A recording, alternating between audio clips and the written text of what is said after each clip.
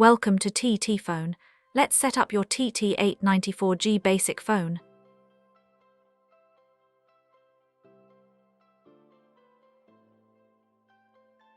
Start by removing the back cover and taking out the battery.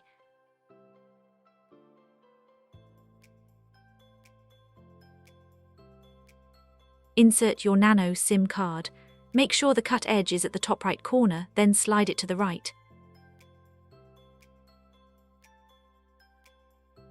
Now, insert the battery and close the back cover properly. Press and hold the red button for 2-3 seconds to turn it on.